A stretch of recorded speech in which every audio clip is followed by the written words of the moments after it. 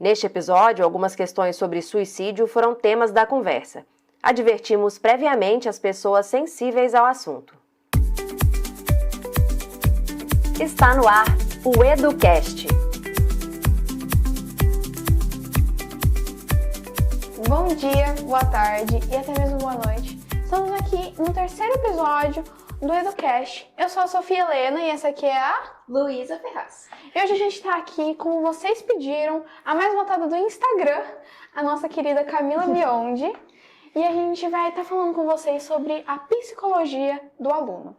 Bom, acho que a gente pode começar agora pedindo para você se apresentar, Camila. Quem é a nossa querida Camila Biondi? Professora preferida de muitos, digamos, de passagem. Eu acho muito interessante você começar esse podcast com essa pergunta, porque é uma pergunta que eu faço recorrente em sala. Eu sempre falo para vocês assim, se eu perguntasse para você quem é você, sob um ponto de vista do autoconhecimento, o que vocês responderiam? E muitas das vezes eu vejo na cara de vocês que a resposta seria com referências. E nesse momento eu vou ter que fazer uma resposta com referências. Por quê? Eu sou Camila, conhecida por vocês como professora, eu sou professora de História, Filosofia e Sociologia. Todo mundo me conhece também pela mãe da Marina e da Elisa, principalmente. Mas eu acredito que, assim, além de professora, além de mãe, eu também sou uma mulher que sempre luta por aquilo que é justo. Eu sou conhecida também por conta disso. E eu acredito que isso vem muito da vida que eu tive. Assim. Eu não tive uma vida muito fácil, como vocês sabem muito bem disso. E é uma vida que me mostrou que o caminho mais árduo nem sempre é o mais fácil, mas é o mais prazeroso no final. E dar aula para vocês, dar aula no Colégio do Kart, me mostra todos os dias isso, uma superação diária da mulher, da professora e da mãe, que eu vou me tornar um dia. Maravilhoso. Maravilhoso. Ai. Autoconhecimento é sempre mais difícil. Acho que engraçadíssimo quando a gente vai falar da gente, a gente nunca fala exatamente da gente, mas sinto que as pessoas veem da gente o que esperam. A gente fala, eu sou irmã de fulano, namoro com ciclano. Moro em tal lugar. Mas quem é Sou de você? tal família. E você? Como é que fica? Quem é você? Quais são Muitas suas das vezes a situações? gente se perde aí no quem nós somos, exatamente porque a sociedade não quer que a gente seja alguma coisa, né? A gente tem que ser o que eles querem. E a gente acaba vestindo esses papéis sociais para nos enquadrar. E muitas das vezes a gente não tem um conhecimento sobre o que nós somos, o que nós queremos, o que nós almejamos e tudo mais. Afinal, às vezes fica difícil até falar do que a gente gosta. exatamente. Afinal, se a gente expor as nossas diferenças, a gente vai assustar os outros. E no final, excluídos e taxados como, nossa, que diferentona. Sim. Sair do padrão É sempre difícil. dificílimo. E acho que falando de sair do padrão e de tudo isso, a gente pode começar entrando nisso do nosso assunto. Perguntar assim, o que é a depressão, o que é a ansiedade? Porque afinal, a gente fala muito sobre isso, porque se tornaram as doenças do século, mas o que afinal é? Eu acredito que quando a gente pega esse assunto sobre a questão da saúde mental, eu acho que a gente precisa primeiro classificar essa questão da inteligência emocional. Eu acho que nós buscamos na nossa vida inteligências cognitivas, por exemplo, saber muito de matemática, saber muito de história, agradeço muito por isso, mas a gente deixa meio de lado a ideia da inteligência emocional. Assim, primeira coisa que eu prezo muito é o reconhecimento das nossas emoções. E eu acredito que o sistema ele acaba nos colocando numa situação diária de uma correria, de uma rotina muito árdua, no qual a gente não tem muito tempo para pensar sobre o que nós sentimos. Essa semana eu tive um episódio muito interessante em casa que eu comentei na escola com vocês. Recordo. Que a minha filha, né, tem 4 anos e ela teve o reconhecimento do que ela estava sentindo em determinada emoção, fazendo uma referência até o filme Divertidamente. E ali eu consegui perceber assim, a dificuldade que nós temos de reconhecer o que nós sentimos. Muitas das vezes a gente sente a raiva, a gente sente tristeza e a gente remete esse sentimento ao outro e não a nós. E por conta disso, a gente acaba colocando sobre o outro uma expectativa que não é preenchida. E aí eu acredito que aí surge os outros problemas de saúde mental. Porque a ansiedade é recorrente de uma expectativa, né? Nós esperamos algo. E esse algo, muitas das vezes, é uma expectativa unicamente nossa, que não tem nada a ver com o outro. Mas que a gente projeta, que o outro precisa saber, que o outro precisa nos corresponder dessa maneira. E na vida nossa, tanto eu enquanto adulta e vocês enquanto jovens, sofremos o mesmo ponto, né? De esperar muito do outro aquilo que não é correspondido, sendo que o outro nem precisa saber disso, né? E o outro não tem essa dimensão, ele não é obrigado a ter. Só que a nossa frustração é acometida pelo outro. Esse é o problema. É muito estranho isso, de que a gente sempre espera que os nossos sentimentos, o que a gente pensa, seja entendido, mas no final não é. Quase nunca é. Nem por nós. Exatamente. Se bem a gente entende, como que o outro vai entender? E causa uma frustração enorme, enorme. É um sentimento muito ruim isso de não se entender e o outro não entender. Eu acho que é uma das frustrações maiores que causa ansiedade, é não se conhecer e não saber quem você é.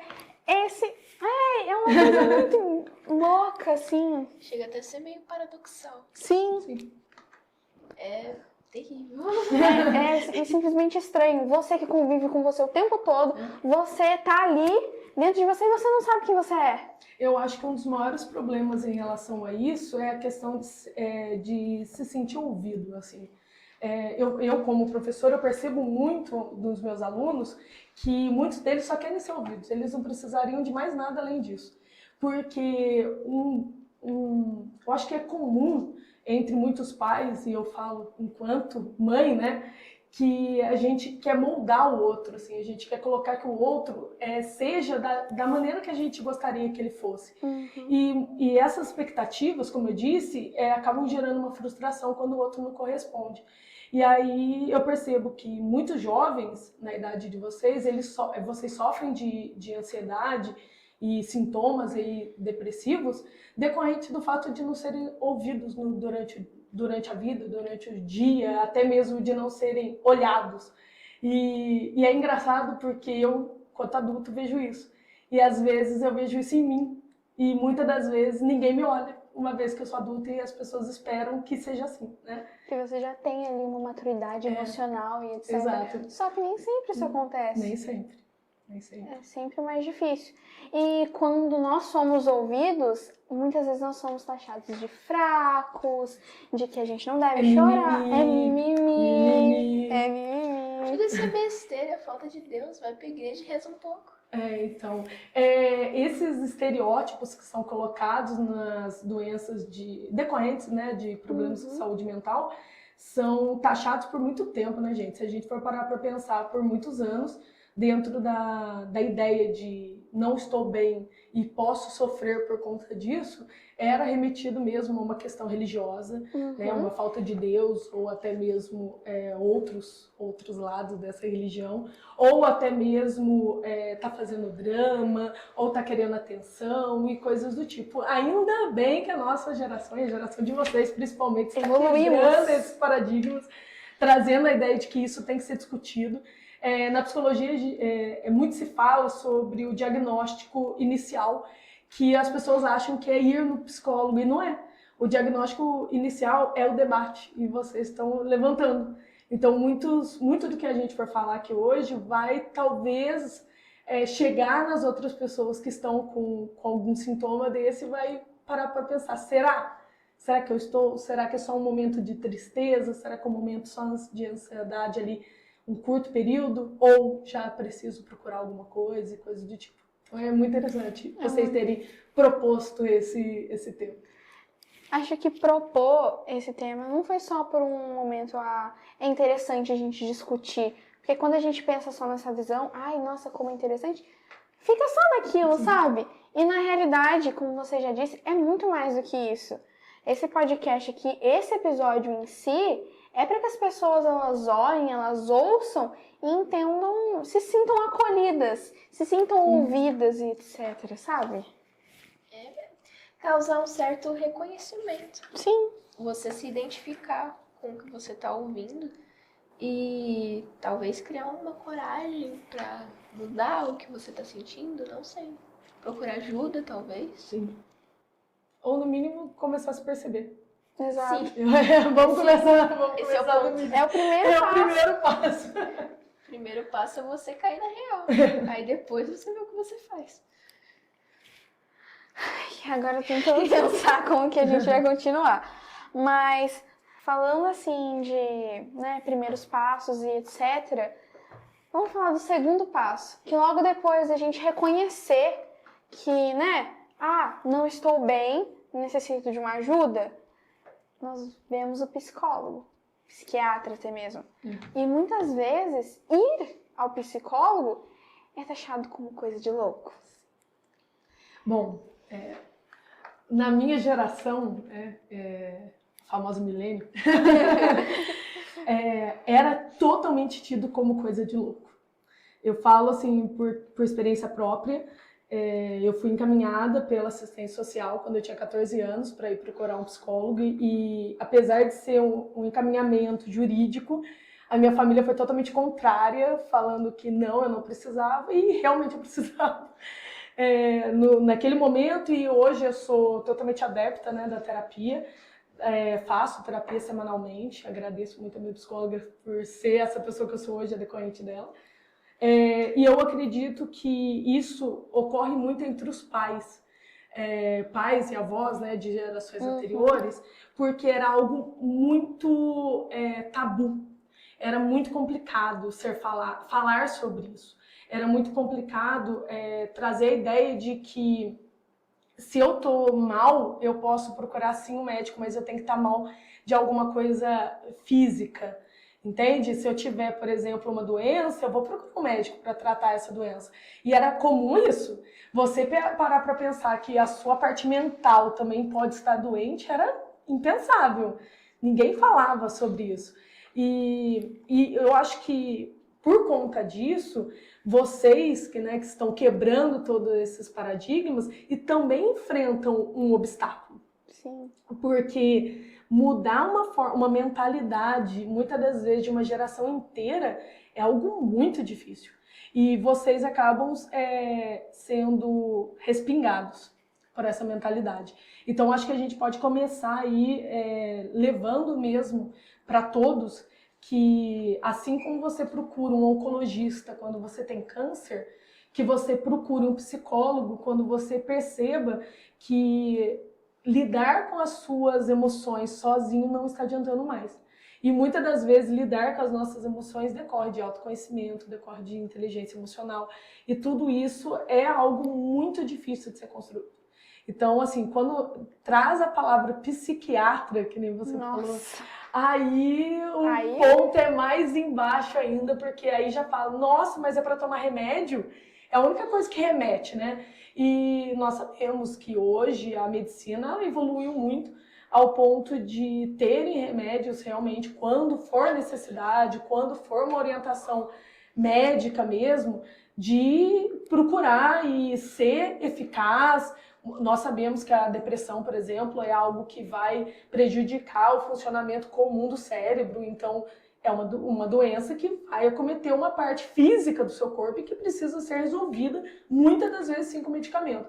Mas, gente, é um assunto longo, é um obstáculo muito grande, porque esse tabu que vem atribuído vai ter que ser quebrado, mas a gente precisa entender que vai ser aos poucos, de uma maneira bem racional, bem científica, para que chegue ao ponto que todo mundo entenda. Todo mundo precisa de terapia, ponto final. Sim. Falando principalmente disso, dessa terapia, eu queria saber como que, tipo assim, o que a terapia trouxe de mudança na sua vida? Porque você falou que você faz. Que acho Nossa, muito... vai pegar um ponto delicado. Se não quiser falar, não, até parece. Bom, como eu disse, eu vou contar um pouquinho da minha vida, eu acho que para ficar mais fácil para explicar, tá? Eu perdi meus pais aos 14 anos. Na verdade, eu perdi minha mãe aos 7, meu pai aos 14. Então, assim, com 14 anos, eu não tinha ninguém. Eu tinha meus irmãos, eu tinha uma família nuclear ali bastante diferente para a época, né? Que era decorrente de 2 irmãos e eu. E ali eu fui enviada para o psicólogo, como eu disse, meus irmãos não aceitaram a ideia e eu não pude vivenciar isso. Até mesmo eu não vou colocar a culpa somente no outro, vou colocar a culpa em mim também, por conta da mentalidade. Eu falei, meu Deus, será que eu sou louca? E, na verdade, essa era a ideia da época, né? E aí, depois, eu volto, e olha que engraçado, eu volto na pandemia. E aí, ali, eu percebi que eu precisava de ajuda. E tem dois momentos, dois motivos pelo qual, naquele momento, eu decidi procurar terapia. Eu tinha acabado de me tornar mãe. Então, a Marina, na época, tinha 6 meses. E eu estava passando por uma pandemia, com uma bebê de 6 meses em casa, eu e o William, professores.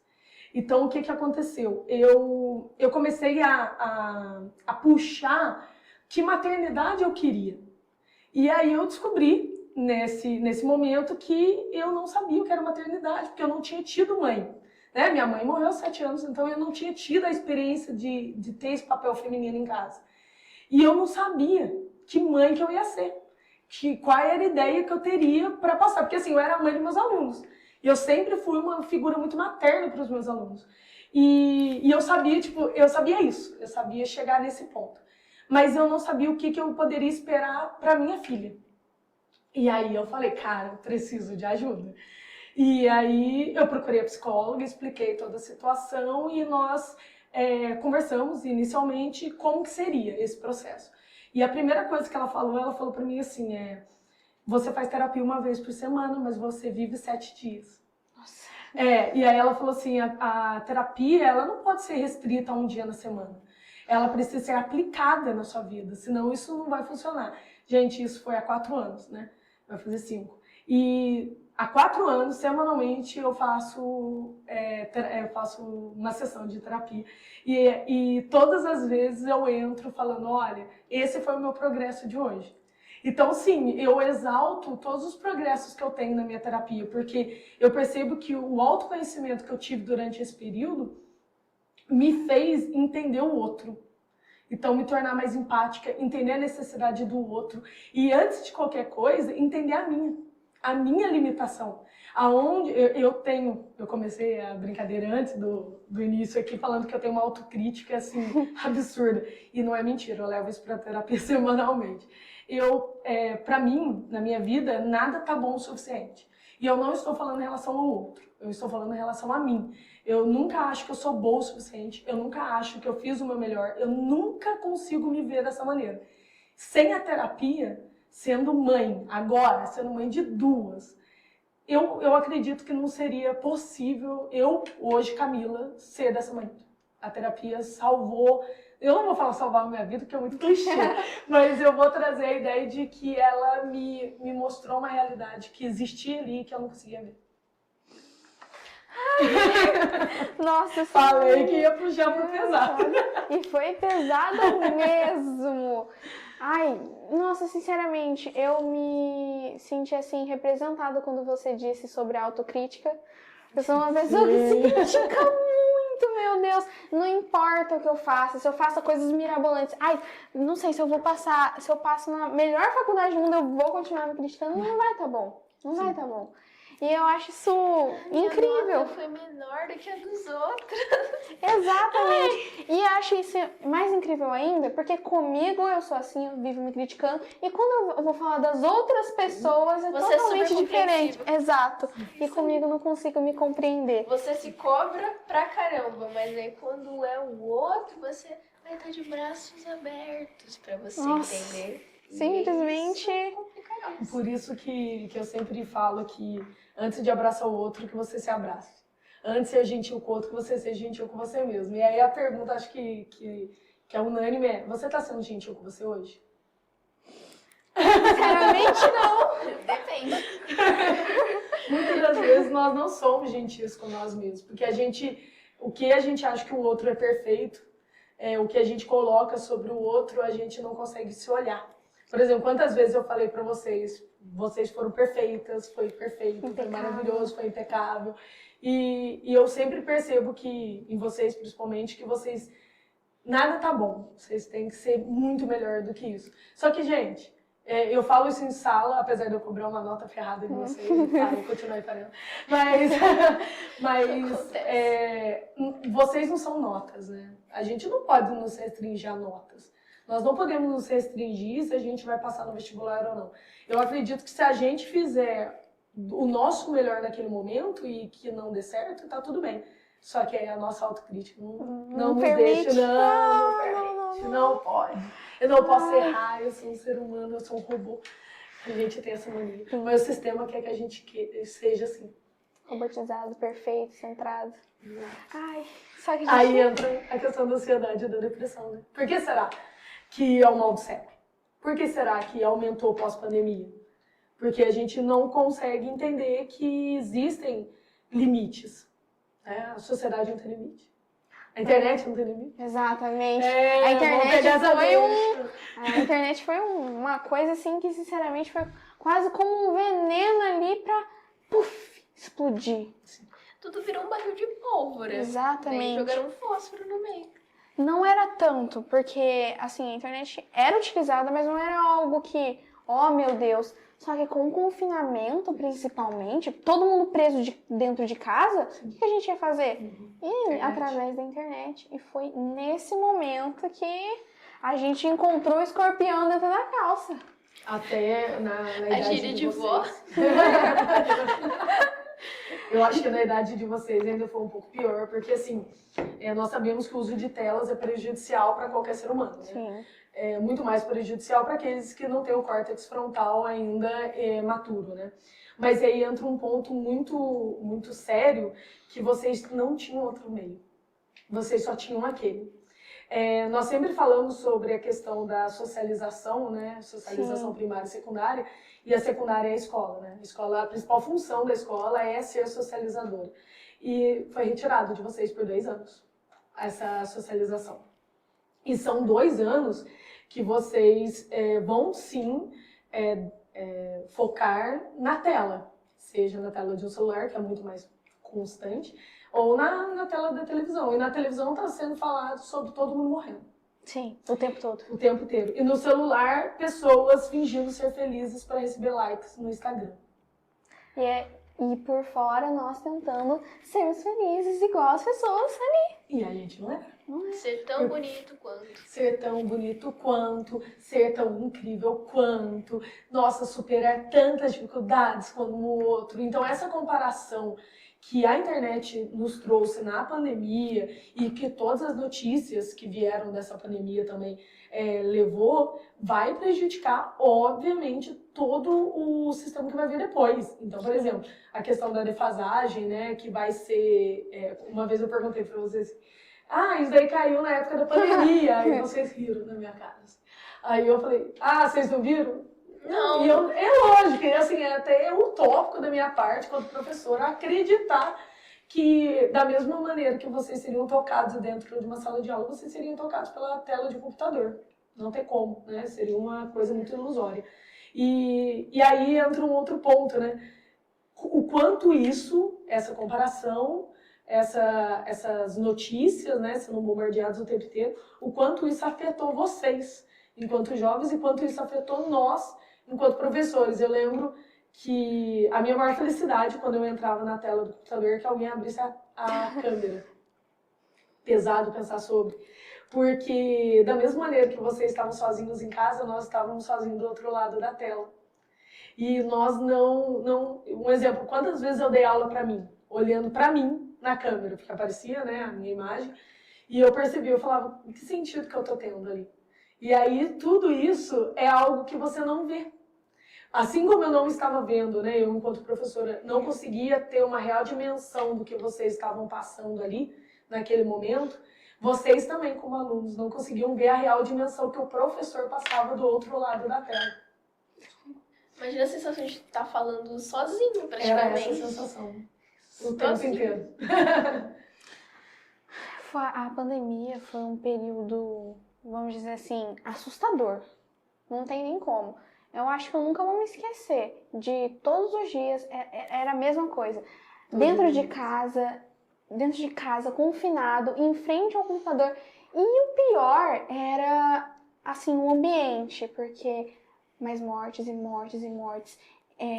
As notícias só falavam de morte. E, por exemplo, na minha casa mesmo, a gente não podia espirrar. Os meus pais ficavam assustados. Sim. Era qualquer coisinha, um resfriado. Era assustador. Era como se... Era Sabe, aterrorizante. Era aterrorizante. Era como se a morte, se como Na todo porta. mundo estivesse batendo na nossa porta. Bizarro mesmo. Era conviver com a morte ali do seu lado. Você podia ir de um dia pro outro. Sabe? E assim, acho que a gente nem a dimensão a gente tinha do problema, Sim. porque a gente tá num local onde não tem muitos habitantes. É. Imagina quem morava em São Paulo, Sim, Rio de nas Janeiro. grandes capitais, né? E entra até um outro ponto em relação a isso, né? Tirando todos esses fatores, eu acredito que o não saber quando acabava era a pior parte. Sim. Porque assim, eu lembro que quando deu a notícia, né, que ia ter o primeiro confinamento, era um mês. Um mês, eles deram um mês, tanto que eles adiantaram as férias escolares, né? Felicidade, né? Que felicidade. E aí daqui a pouco voltamos, né? E falaram, não, a gente vai permanecer nesse molde até daqui a 45 dias, depois 60 dias, depois 90 dias, depois não tinha mais uma data exata. E ao mesmo tempo que você não sabe o fim, e você espera que você consiga sair de casa, que você consiga ver pessoas, que você consiga ter convívios humanos novamente, você tá vendo todas as outras notícias, né? Trazendo para a nossa realidade uma. Se você traz uma realidade de uma violência doméstica, é outra. Se você traz uma realidade de um abuso infantil, é outro. Então, assim, a pandemia, ela alarmou aquilo que já estava ali com um pontinho de luz ligada. Então, ela vai explodir esse ponto. E aí a nossa cabeça fica como? Né? Como que a gente Acabada. fica nesse ponto? Amada. Chega um ponto que você já tá tão acostumado a ficar sozinho que você não quer mais ver gente. Você sente medo de ver gente. Você começa... Acostumar. Não quero mais sair de casa. E quando a gente voltou, saiu disso, acho que foi, sabe? Se vira. Vamos lá. Se vira. Você foi jogada lá no meio. E assim, Se vira. Lide com as suas Lide com expectativas. Lide com isso. assim, pra mim mesmo foi algo assustador, porque quando eu voltei pra escola, aqui, Eu lembro que a gente voltou no no mesmo dia. Nós duas, e eu Ai, acho que a Carol, né? a Carol. Nós fomos as últimas a sair do online e ir pro presencial. Jura? As últimas.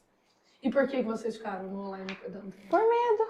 Porque eu não queria vir pra escola. Não Por foi nem medo. por medo de pegar o Covid. Não, foi o meu era por simplesmente medo de porque eu tinha gente medo mesmo. de gente. Eu não queria Eu achava, conviver com outras assim, que as pessoas elas estavam tão entrosadas já que eu ficava com medo de chegar lá e, assim, sabe? Não tem mais como. Porque eu não sabia. Nunca soube socializar na realidade. Depois de um tempo que eu aprendi. E foi isso. Eu aprendi a fazer amigos ali na hora. Não tinha amigo antes. É porque 2 anos. Era né? eu por 2 eu. anos só vocês. 2 anos sozinha, completamente sozinha. No máximo eu e meu cachorro. Só.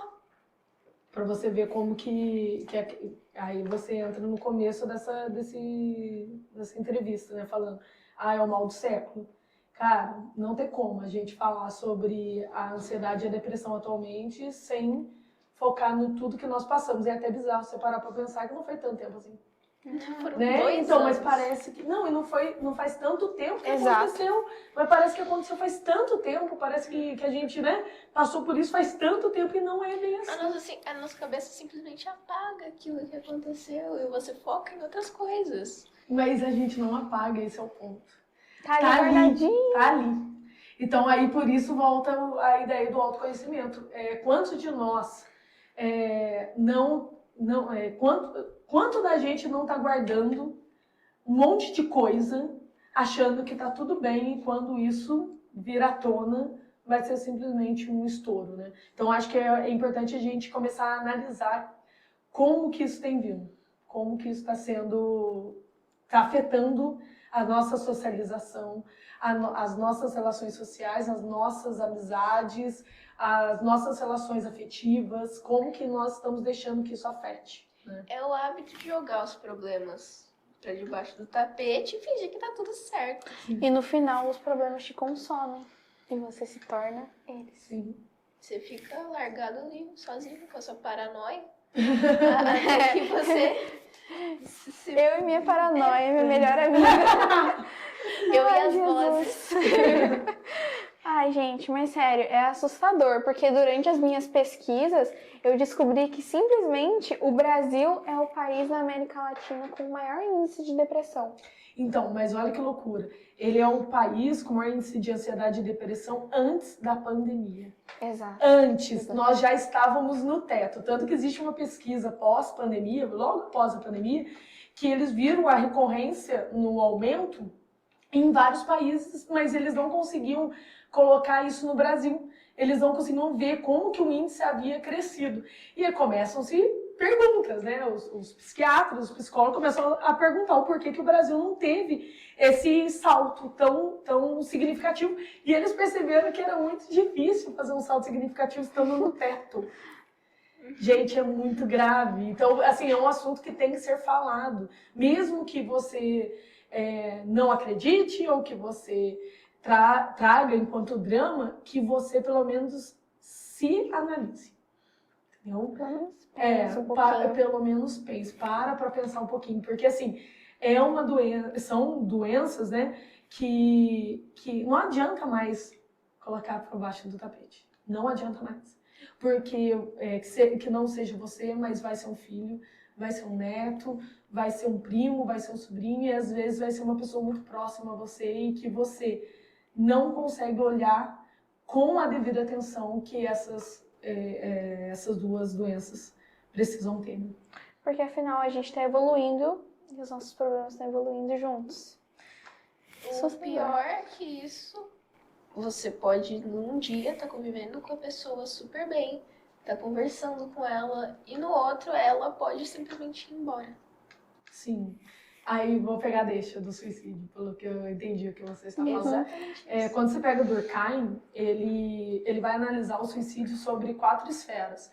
E uma dessas 4, né, que é o suicídio fatalista, no livro dele, que foi escrito no final do século XIX, Nossa. olha isso, ele fez uma nota de rodapé sobre o suicídio fatalista, sobre a possibilidade de que o acúmulo de pressão social poderia ocasionar o ato. E hoje, entre os jovens principalmente, o suicídio fatalista ele é bastante recorrente. E, inclusive, até os 30 anos, isso é muito recorrente. Por quê? Por uma questão unicamente de pressão social. Então, assim, não falar sobre não muda o fato de acontecer, uma vez que suicídio é um fato social. E ele é coercitivo, ele é externo, ele é generalizado, então precisa ser falado. A geração de vocês é uma geração que está aceitando muito bem falar sobre, conversar sobre, analisar. A nossa geração ou trazia uma questão unicamente religiosa, que é algo muito voltado para a Idade Média, Sim. ou trazia a questão de que a pessoa era fraca. Esses dias eu tive uma conversa em sala sobre a ideia de ser fraco, e assim, não me passa na cabeça a ideia de ser fraco, porque você tem que ser forte demais para fazer isso. Porque, na verdade, a fraqueza, ela te limitaria, né? E, nesse caso, não houve uma limitação. Então, eu acho que tem que ser falado, porque não adianta mais fechar os olhos, gente. Não adianta mais fechar os olhos para a depressão e para sintomas depressivos, né? Porque eu acho que antes da gente falar de depressão, a gente tem que falar dos sintomas. Sim. Então, entender esses sintomas, entender que existe um sofrimento prolongado, existe, nós podemos, né? O ser humano não é feliz o tempo inteiro. A felicidade é algo muito momentâneo, mas entender que também não existe um sofrimento o tempo inteiro. Né? A gente pode ter momentos de sofrimento, momentos de infelicidade. O reconhecimento do sofrimento e infelicidade é o primeiro passo, mas entender quando o sofrimento deixa de ser um sofrimento e passa a ser um sintoma de depressão.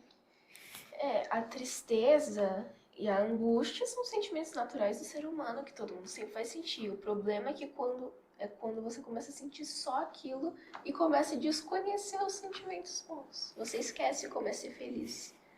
E o que mais me dói é ver as pessoas falando que suicídio é egoísmo. Como você não pensa na família? Isso é terrível, terrível. Você tá sozinho. A sua família não tá sentindo o que você tá sentindo. Você que tá se afogando com aquilo.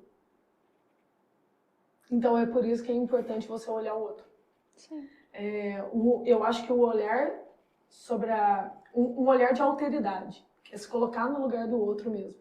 Eu acho que é essencial no dia que nós estamos, na vida que nós estamos, porque assim, sendo a doença mais recorrente no Brasil, eu vou pegar o Brasil, né, porque a gente pode trazer para o mundo, mas pegando o Brasil, não olhar o outro, não ter esse cuidado, essa alteridade, é você simplesmente colocar o suicídio, a depressão, o isolamento, que são, né, consequências aí desses processos, é você colocar como a culpa da pessoa. E não é. A culpa não é só de um. A culpa nunca é só de um.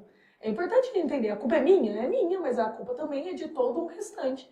Então, assim, aí até um ponto da gente conversar sobre se você vê alguém, se você perceber, você ter esse cuidado, você ter esse olhar. Aí nós, professores, eu acredito que nós somos um elo muito importante nesse processo. Porque o professor, ele está ali e ele consegue olhar a diferença do aluno. Eu falo por mim, eu bato o olho, eu entro na sala, eu bato o olho, eu sei quem está bem e quem não está. Entendeu? E aí eu sei que eu não posso colocar tudo isso para o professor, né? Sim. Porque nós somos limitados pelo tempo, nós somos limitados pelo número de aula que nós temos. Mas assim, o olhar também desse professor, esse cuidado que o professor pode ter com os seus alunos, pode fazer uma mudança gigantesca e estrutural mesmo em todo esse processo. Sim. Vocês estavam falando sobre o suicídio e eu me recordei de uma situação que eu passei esses dias, na qual eu estava andando pela rua, normalmente, e tinha acontecido um dia atrás, um homem tinha se matado no banco. E eu passei na rua, normal, com meu pai, e enquanto eu ouvi a mulher do outro lado da rua falando que como assim? Como que ele pode fazer isso? Um monte de gente morrendo lá no Rio Grande do Sul. Como que ele pode tirar a vida dele? Que egoísmo, sabe? E aquilo me deixou tão enfurecida. Que ingratidão. Porque eu não consegui entender. Porque a pessoa, primeiramente, você não tá no que a pessoa passou. Você não sabe o que ela passou. Às vezes, as pessoas encaram o suicídio como a única forma de se libertar de uma dor que tá ali dentro. E pode parecer extremamente idiota que eu vou falar, porque todo mundo fala, mas passa. No fim passa. Mesmo que não pareça, no fim do túnel sempre tem uma luz. Às vezes a gente só não consegue ver ela. Exato. E aí a gente precisa que alguém mostre. Esse é o ponto. Assim, muitas das pessoas que cometem o ato, eles não têm alguém para olhar por eles. Então, mas a família, mais isso, mais aquilo. Gente, eu posso estar no meio de 1 milhão de pessoas, estar sozinha ao mesmo tempo. Então, assim, estar em um ambiente lotado de pessoas, estar em um ambiente com pessoas, não me caracteriza ser vista por elas. Então, eu acho que a conversa tem que ser vinculada a isso. Você percebeu? Você se percebeu? Eu me percebi? Às vezes eu não consigo me perceber. E aí, se eu não me perceber, como que eu vou perceber o outro? Como que eu vou perceber o sofrimento do outro? Entende? Eu acho que assim, é um exercício individual. Então é algo que nós temos que fazer por nós. E fazendo por nós, nós estamos fazendo pelo outro. Então, julgar uma pessoa que cometeu o ato não é viável, porque não muda o ato. Mas olhar sobre uma outra perspectiva, aquele que sofre, isso sim pode mudar o ato. Sim. E acho que a gente só vai começar a conseguir, assim, mudar mesmo, de pouquinho em pouquinho mesmo, como a gente já falou aqui várias vezes. Porque não dá pra mudar com grandes passos. De pouquinho, pouquinho, pouquinho. Essa conversa já é uma mudança. Sim. Já é uma ponto virada de chave. O ponto é você mudar o ato enquanto ele ainda é potência. Referência filosófica, obrigada. Gostou? Gostei. As aulas surtiram efeito. Gostei bastante. Mas isso é verdade.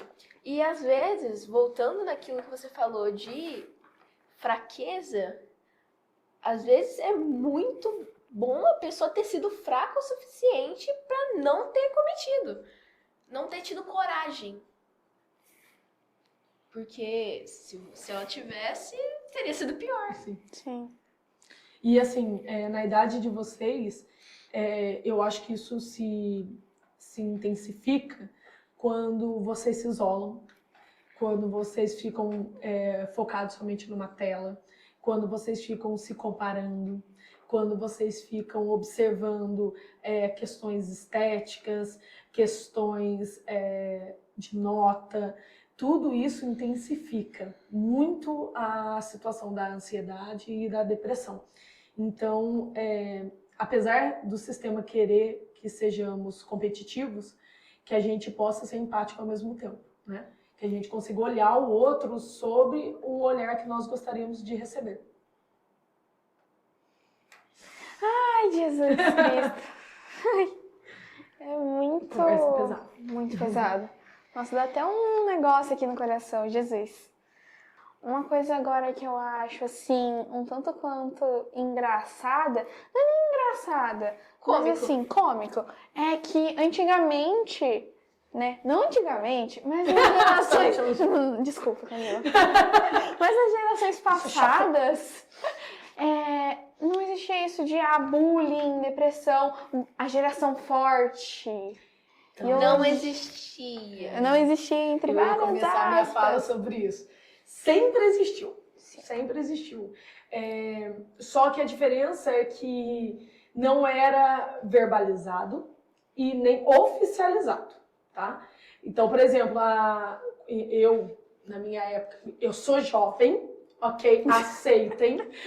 Tudo bem, Camila, a gente tirando este fato da utilização do antigamente, Foi mal. Há algumas décadas. Nossa, Luísa. Ué, gente, pá, vou continuar. Não tem problema com a minha idade. Não parece, né? Ou levar isso pra terapia na próxima semana. Não, mas vamos lá, agora tirando a brincadeira, né? Na minha época de escola, era muito comum você ver o bullying. Inclusive, eu era uma das que fazia o bullying. Naquela época, nossa, usando esse termo, me remete bem uma idade mesmo, mas enfim, naquela época, fazer o bullying era quase uma forma de defesa dentro desse sistema, sabe? Hoje eu penso que assim, é um absurdo como que nós éramos criados. E aí eu vou ter que voltar até para uma geração que foi criada sobre uma violência, né? A gente fala sobre isso em sala. A minha geração foi uma geração que apanhou muito. E eu lembro de falas do meu pai, por exemplo, se você apanhar na rua, você vai apanhar em casa. Sabe? Era uma fala muito recorrente, assim. Então, querendo ou não, a escola é um espelho do que você vive em casa.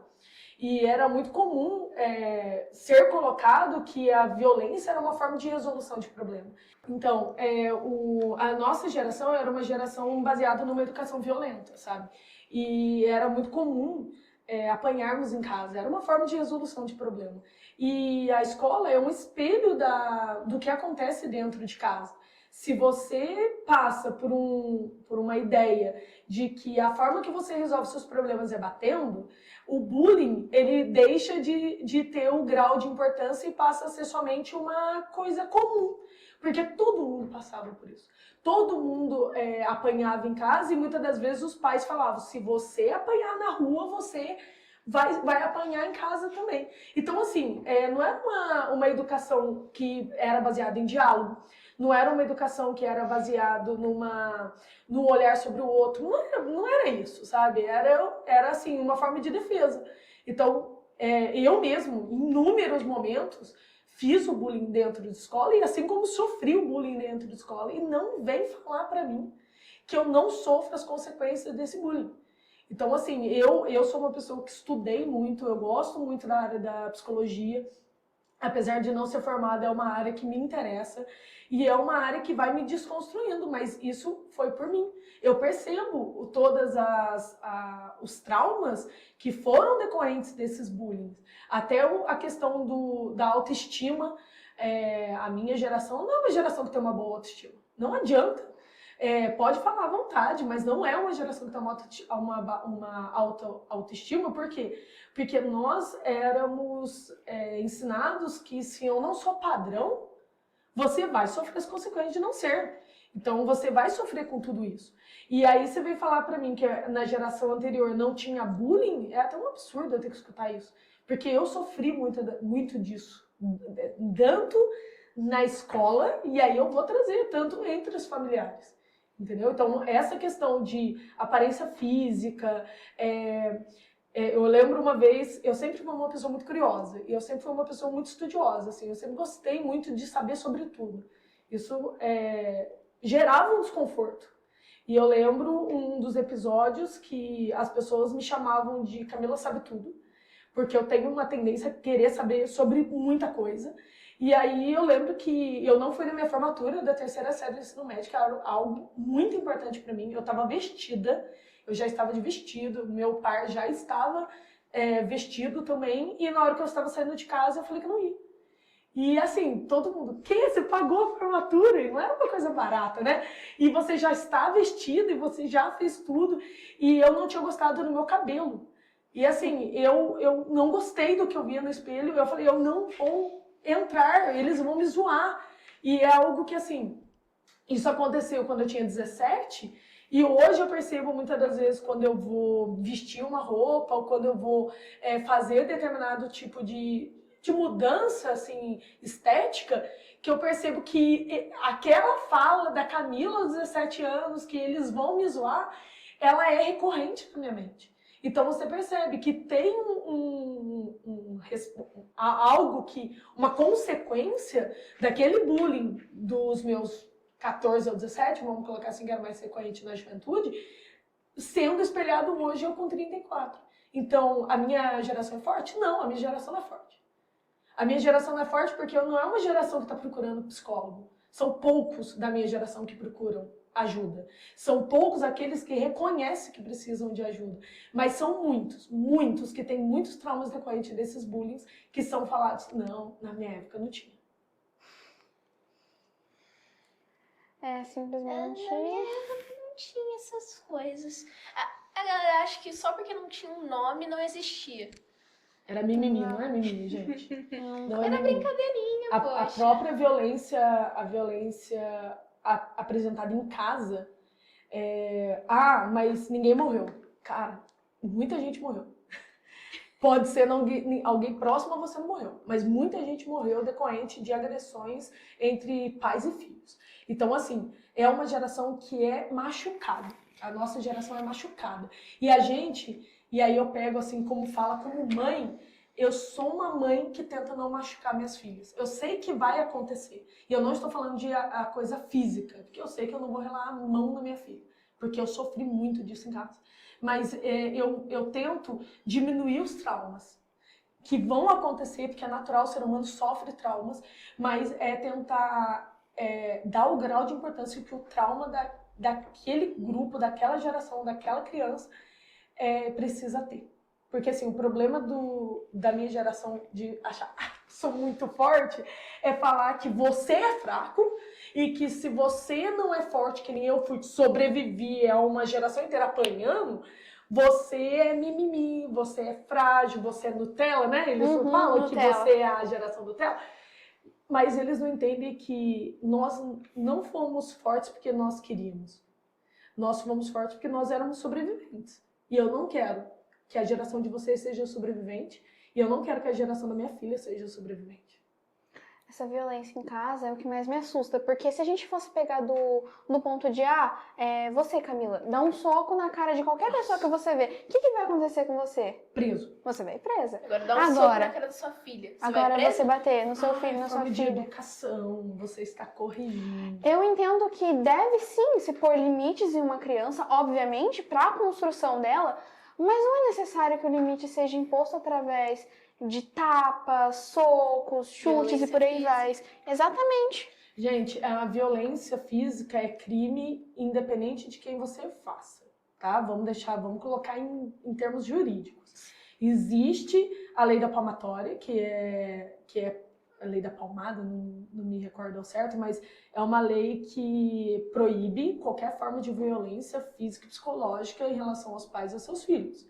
Então a gente precisa entender que se nas gerações anteriores eles não sofriam nenhuma consequência jurídica, a geração atual já existem leis que protegem essa criança. Nós temos o ECA como principal meio aí de leis e direitos que essas crianças e adolescentes possuem, e é importante que os mais velhos, né, os mais experientes, eles compreendam que correção por meio de violência nunca foi e nunca vai ser uma saída. Não é porque eles sobreviveram a isso que as gerações precisam passar pela mesma coisa. Você tem que dar limites para sua filha, para o seu filho, você tem. Mas esses limites, eles precisam ser um limite respeitoso. Assim como você respeita o seu superior no mercado de trabalho, que você respeite o seu filho, a sua filha, do mesmo jeito. Porque no final, você só vai estar criando uma criança que vai entender que a violência é uma forma de resolver seus conflitos. Não é como se, eu bato no meu filho, então tá tudo bem. Ele vai entender, sim, de qualquer forma, que no final, a violência vai ser uma forma de resolução. E, gente, pega vai um outro crescer, ponto. vai bater na namorada, vai crescer, então, vai isso puxar briga na rua. Vai crescer e vai aceitar agressões. É sobre isso. Eu ia puxar esse ponto mesmo. A violência, ela aparece no nosso dia a dia, além disso tudo, ela aparece com a ideia de que o amor e a dor, eles são vinculados. Então, assim, se você para pensar sobre a ótica de uma criança que está apanhando, ou de um adolescente que está apanhando, ele está apanhando das pessoas que ele mais ama no mundo. Eu faço isso porque eu te amo, me preocupo com você. E que parte de uma ideia de que são as pessoas que te protegem. Que são as pessoas que você vai ter o acolhimento quando você precisar. E, ao mesmo tempo, são essas pessoas que estão te batendo. Te machucando. E seja de uma maneira física, que aí eu acho que é um pouco mais explícito, né? Sim. Porque vai aparecer marcas. Seja de uma maneira psicológica. Então, você gerar esse trauma psicológico, ele também tem que ser falado. Esse abuso psicológico que em relação às suas crianças e adolescentes. Então, assim, a minha geração é essa geração sobrevivente. Essa geração que sofreu tudo isso e que eu não consigo entender, né? Às vezes eu consigo até entender a ideia de, tipo, por que eu mantenho esse padrão. E aí, muitas das vezes eu levei isso para minha psicóloga, que é assim, eu mantenho um padrão porque é só aquilo que eu conheço. Então é importante entender. É uma geração que não buscou conhecimentos externos em relação a isso, porque tinha um tabu envolvido. Então, é aquilo que ela conhece. E ela vai repetir o padrão daquilo que ela conhece. Então, uma fala como essa, uma conversa como essa, talvez chegue nesses pais, nessas pessoas que estão fazendo esse tipo de atitude, e eles começam a olhar para a sua criança interior. Para aquela criança que apanhou, para aquela criança que sofreu bullying, para aquela criança que se isolou, para aquela criança que, ao sofrer na escola, não pôde levar para casa, porque senão apanhava também. E assim, falando sobre tudo isso, eu queria chegar no ponto de como que a gente pode resolver. Como que a gente sabe? Não é nem resolver, tentar. Porque é difícil você falar, resolver tudo. Porque é uma coisa gigante, que vai de pouquinho em pouquinho. Essa evolução, só de você falar que a sua geração, na realidade, é sobrevivente, já é uma coisa, assim, extraordinária de se pensar que aconteceu. Então, mudanças culturais, elas são geracionais. Né? Elas não acontecem do dia para a noite, elas precisam passar por um processo geracional. E o fato de vocês, na geração de vocês, já estarem abrindo campo, abrindo fala, abrindo um podcast sobre esse tipo de assunto, me mostra que vai acontecer uma mudança sim. Não é agora, mas ela é gradual. O que nós podemos fazer agora, né? Eu acho que a primeira coisa é nos permitir estar aberto ao diálogo. Então a gente precisa entender que eu posso escutar o outro, que eu posso escutar as necessidades do outro, Porque assim, por que uma pessoa bate na outra? Por que uma pessoa faz bullying com a outra? É porque ela tá ferida.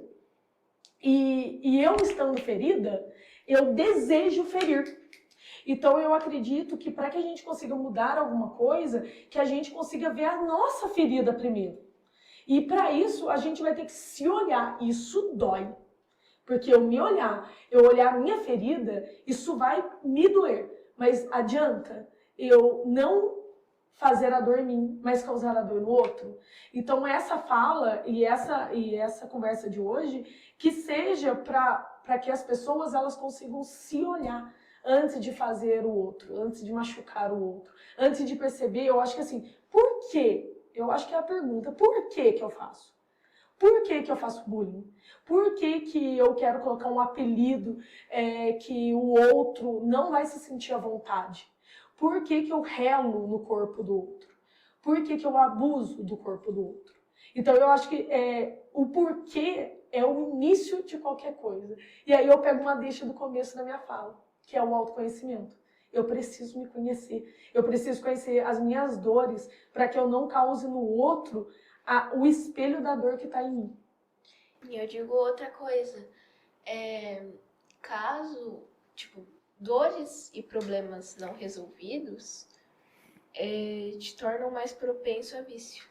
Vício em qualquer coisa. Você pode colocar vício desde ser viciado em um celular até você começar a ser dependente químico. Então, essa questão psicológica tem que ser realmente olhada e tentar ser tratada como um problema social, realmente. Porque isso vai acarretar a diminuição de muitos vícios que as pessoas têm. Realmente, assim, a gente só vai conseguir essa evolução olhando pra si mesmo. Porque eu gosto de pensar assim, pra uma fênix renascer, ela precisa morrer. Então abandone quem você era antes e seja uma nova pessoa. Claro que, obviamente, olhando pro que aconteceu, para que você evolua a partir disso. Mas abandone quem você era. Morra e renasça. Nossa, pesado. Tá puxando o papo. Tu joga um morra no meio do negócio. Mas é mais ou menos isso. Mas tem que ser assim. Se você não matar o que você era antes, você não consegue melhorar. Só que, gente, pra matar o que eu sou antes, eu preciso de conhecimento. Exato. Exatamente, porque senão você mata errado. Porque, assim, a ignorância é cômoda. Muito. É muito A ignorância às cômoda. vezes é uma benção, mas... Não, ela é cômoda. Na verdade, eu não trabalho quanto benção, eu trabalho como comodismo. Ela é cômoda. É fácil eu estar dentro da minha minoridade. É fácil eu estar dentro da ignorância. O difícil é eu sair da caverna. Esse é o difícil. cega. Te cega, exato, te cega. Então é importante a gente buscar passar por todos os obstáculos para nos tornarmos pessoas melhores. E pessoas melhores tornam o mundo muito melhor. Clichê, mas é verdade. verdade. Né? É verdade. Pra gente encerrar, eu gostaria de passar uma mensagem a todos os ouvintes. Se você sofre ou sofreu alguma coisa que a gente passou, contate a escola, contate os seus pais, olhe pra si mesmo e entenda que não é só você não tá sozinho. Mesmo que você olhe pra tudo ao seu lado e você se sinta sozinho, sinta essa solidão, você não tá sozinho. Fala com seus amigos, com aquele professor que você tem um carinho especial, com aquela pessoa da escola que você conversa. Fala até mesmo com uma pessoa que você vê que te entenderia. Você não precisa nem ser próxima dela. Porque não se nega ajuda. Ajuda é uma das coisas que você não vai negar para alguém. Se você tiver os meios para ajudar, você não nega ajuda. Então, mesmo que você não seja próximo, fala. O autoconhecimento vai doer, mas ele vai te fazer melhor. E você não é fraco. Isso é importante. Você não é fraco por estar nessa situação. Várias pessoas que estão ao seu redor estão passando pela mesma coisa. E o diálogo é a melhor forma de saída. Verbalizar aquilo que sente, concretiza aquilo que é. Então faz com que você queira mudar e você precise de alguém. Sozinho não adianta. Saia da sua caverna e deixe o sol te cegar. Muito bem. Bom, esse foi mais um episódio do EduCast. Espero que você tenha gostado de ouvir a nossa maravilhosa conversa com a Camila Biondi. e te esperamos no próximo episódio do EduCast. Muito obrigada. Um beijo e até a próxima. Até! Muito obrigada. O EduCast é uma produção da Escola Educarte, com produção, edição e direção de Isabela Lopilato, Marcos Souza e Jader Elizê, e apresentação de Luísa Ferraz e Sofia Helena da Glória.